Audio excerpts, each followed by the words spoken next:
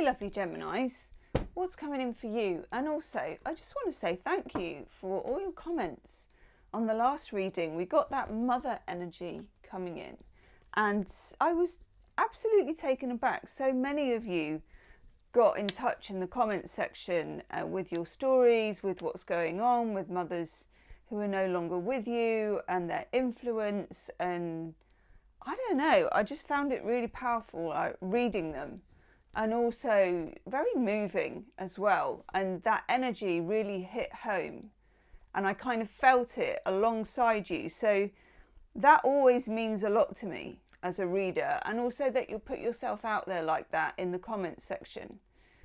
Obviously not a requirement, something that you're compelled to do, but it's just vulnerable and very brave and such lovely words and so well put by all of you. So thank you for that. Okay, let's see what's coming in. Let's see what is the current energy around lovely Gemini. Sun, Moon, Rising, Venus at the moment. What energy for lovely Gemini? Feels very calm energy actually, just for me. Let's see what the cards say. Ooh, okay. Don't mind if we do. Bit of playfulness. Ace of Wands. This is the 2 overall energy cards. Queen of Wands. Okay.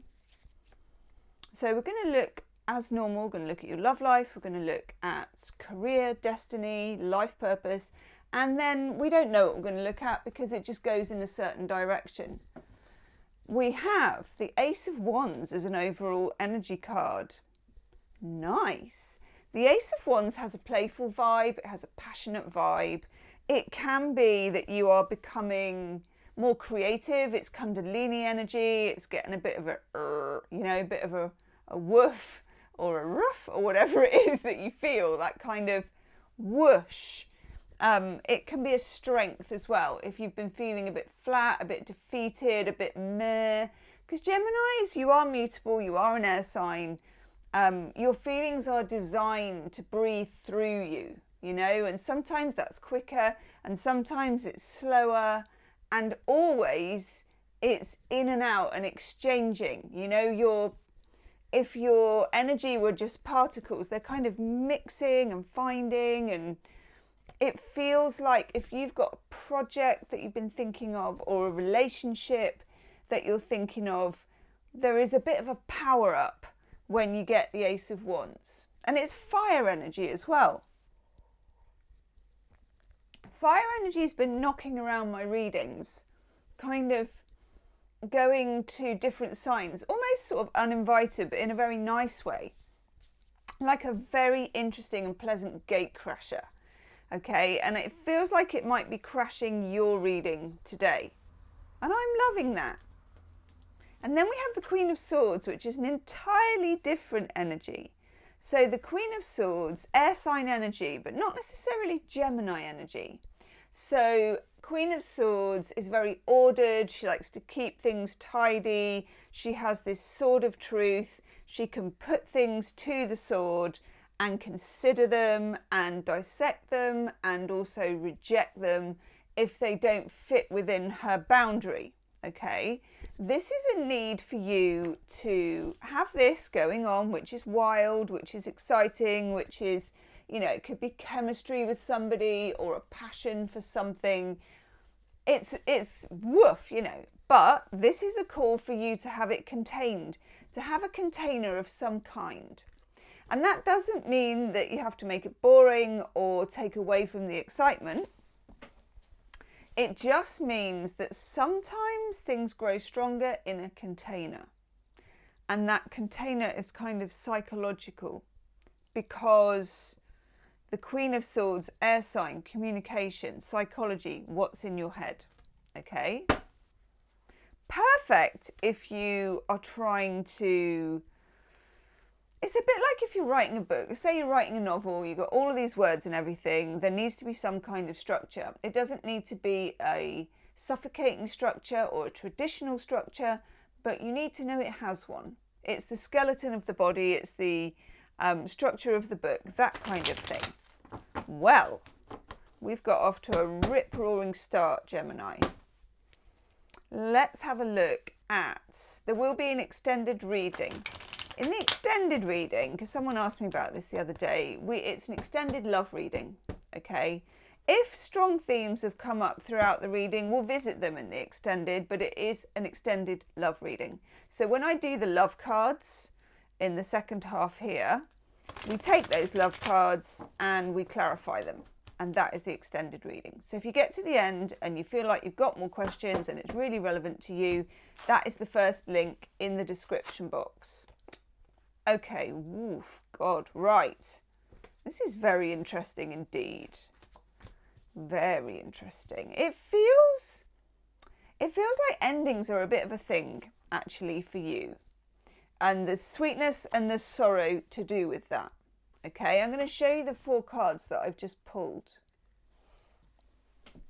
Right. So we have the Hermit.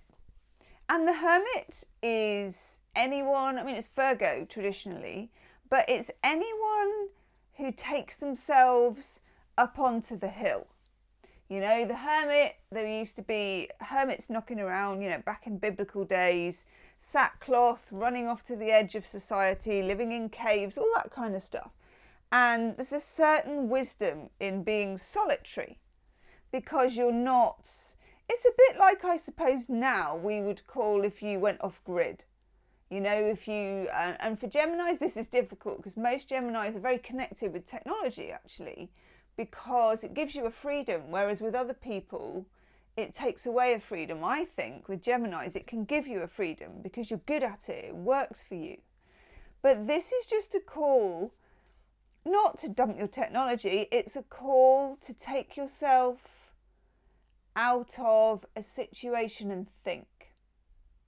So this could be the job that you're currently doing, that you need to have maybe a personal day, but not a personal day where you do all your washing and do, you know, it's like when you have like a certain amount of annual leave and you've got, you know, you're having the car fixed at this, you're doing the washing for that, you're picking this up.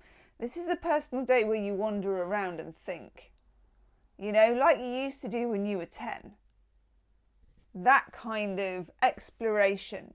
Because there is something here, we've got the 4 of Swords here, and we've got the 9 of Cups. It's a very juicy emotional card actually here. And we've got the 8 of Cups. Well, nice to have the 8 and then the progression to the 9 actually. So in the 8 of Cups, we've got this lovely red cloaked figure. We've got the 8 Cups in the foreground at the shore, okay? 8s in tarot are always about momentum, about moving forward, but in this case moving away, because the 8 Cups are at the front of the picture and you're leaving them there. You acknowledge it. You acknowledge that you love this person, job, career, life path, whatever. You acknowledge that you put a lot into it as well, because there's 8 Cups and they're still here. But it's like, and God, I can't remember because I read this and it sounds so pretentious. It's like the Brothers Karamazov. I think it's Dostoevsky, right? And no, I don't make a habit of reading big and difficult books because I take a really long time to read them. But I had to read it at university because I did theology and we had to read it. And it's about, I mean, the book is about lots of things, but there's these, I think they're brothers and they're debating the existence of God, you know, the usual stuff about the watchmaker argument and how do you know and what about all the evil in the world and all that, the kind of conversations people have. And one of the brothers gets to a point where he says, I accept everything you say.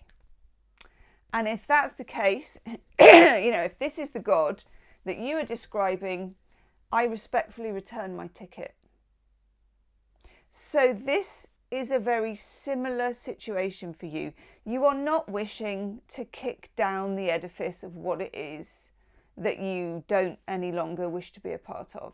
You've no desire to cause, I mean, Geminis actually, I'm not just blowing smoke up you, they are very, it's not even that you're forgiving, you don't expect things to stay, which is incredibly liberating if you're a friend of a Gemini, a relative of a Gemini. For me, it's liberating just talking to Geminis, because I am also mutable as a Pisces, and I find it really hard. You know, if you spend an evening in the pub talking to someone and they just will not budge from a subject, and you kind of know they're not going to budge from a subject, and to me, I want to go home straight away. Whereas a Gemini, I know we're going to go this and that and this and that and that. So you leave everything with a light touch. That's what I'm saying. And you leave this with a light touch. It could be, and let's see if it's the relationship. It could be a relationship, a friendship, a romantic relationship, could be your job, a life path, whatever it is. There is something new here with the Ace of Wands, under controlled conditions, but there's a wisdom that you've found lately. Could have been in your dreams, in any of your alone time, just when you're cleaning the bog, I don't know. You know, it comes when it comes, doesn't it? And that wisdom carries you away from something or someone and gives you a deep sense of peace. Then we have the Nine of Cups. Of course, the Eight of Cups comes before the Nine. The Nine is the next card on. And the reason that you leave this and that you arrive at this is Saturn in Pisces. Saturn is a planet of obligation, of I must walk away because this isn't good, or I must XYZ. It's a planet of pretty much the Queen of Swords energy, sort of boundaries. Then we have, so that's Saturn in Pisces.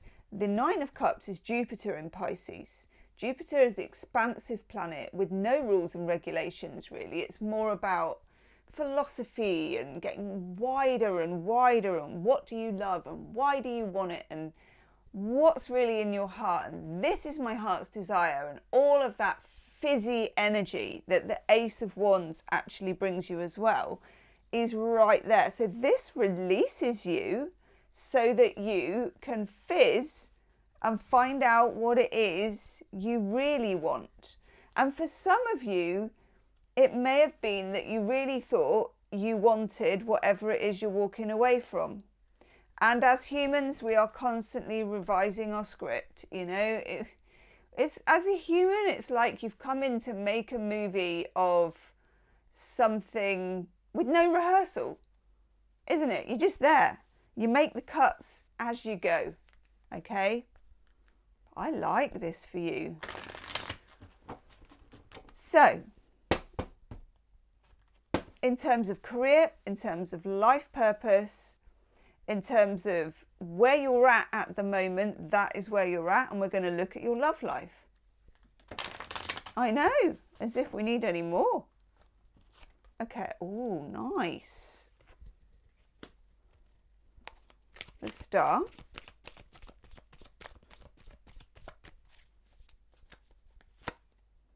Ooh, two majors for your love life. Okay. The Star, Aquarian energy, but also the energy of reaching out for something, manifesting something. There is the slightly sort of greeting card schmaltzy side to the Star, which I really like as if you are hooking down a star, you know, wishing on a star, that whole sort of almost fairy tale desire that you get. But that's very nice to get in your love life, because there's a lot of romantic energy in the Star. And when you combine it with the Ace of Wands, some of you could already be in the middle of something that is quite, I'm getting the word torrid. I've never said that word. Torrid and chemical and passionate. Or it may be that you really fancy someone, or there's a thing going on with you. There's something here about seeking, manifesting, Ace of Wands. I don't know what that is yet, so I'm going to look. I feel like it might be to do with a fire sign for some of you, a water sign for others of you. So we've got Leo, Aries, Sag, we've got Pisces, Cancer, Scorpio. Gosh, I never can do that off the top of my head. Then we got the Moon though, and the Moon is mysterious. It is yin energy, it's nebulous energy, it's the energy of what is under the surface, it's borrowed light, it's subtle and a bit confusing, it's very lunar, it's a bit intoxicating. I'm kind of getting for some of you that you're finding someone very intoxicating. And that's nice. I mean, where would we be without that, really? Oof, yes. Your 3 majors for your love life. Now we've got Judgment weighing in. For some of you, this person, it may be on again, off again. They may be in separation. Judgment needs to bring something back, because Judgment is about reviewing past, present and future, reviewing your life. If it's in your love life, it's reviewing your love life. So this could be about an ex. It could be, I didn't want that to end, or I did want that to end, or I don't know if I wanted that to end, you know? If this is about someone you meet or that you've just met or you're in the early stages with, you feel like you've known them before. That's how it works, okay? This person you're dealing with has an air of mystery about them, and there is nothing more attractive than someone with an air of mystery about them. Geminis need to be mentally challenged. Oh, and then the 2 of Swords. Oh, God. Just as we were getting all that energy, all that rev up, all that woohoo, the 2 of Swords comes in. Okay. It's not the Hanged Man yet. Could come up in the extended, might come up in a minute. But it's minor energy Hanged Man stuff.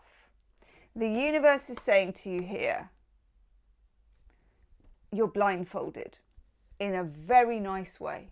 Okay, let's not get into that side of it, but you know what I mean.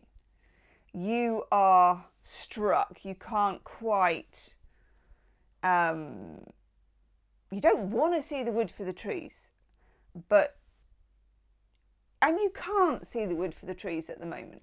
Okay, I don't even think we should say that you should, because I don't think you can.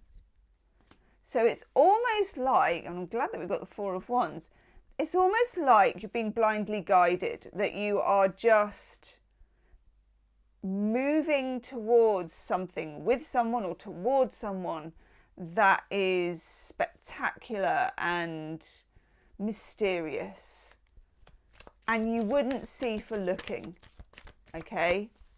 The 4 of Wands is an invite. Oh, nice. Together with the Emperor. Cripes, what strong reading. Let me just move myself.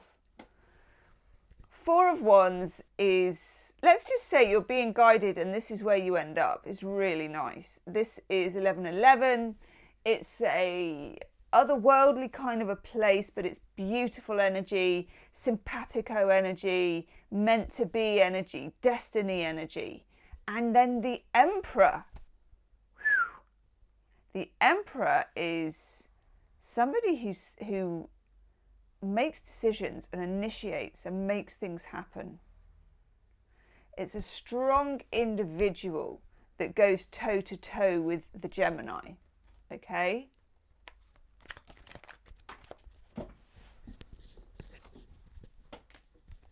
In the extended reading, I've got 2 of these decks, and I'm going to use my second deck to clarify some of the cards here, but also to pull you, how do they feel about you, and cards for your person. Oh my God. Woof. We get the Queen of Pentacles and the 2 of Cups. Oh, Gemini. How lovely for a start. Some of you might have been single for a long time or waiting for a long time. The Queen of Pentacles indicates that this is the long game of something. But that is sweet. I'm loving the look of the 2 of Cups because you finally get there. And because we've got that Queen of Pentacles, I'm just getting it's been a long time. And I don't know what that means, so please tell me in the comment section.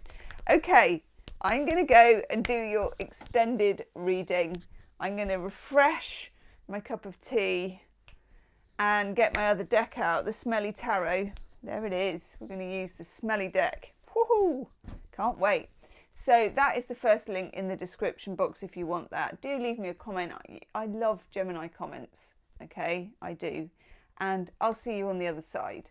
Namaste.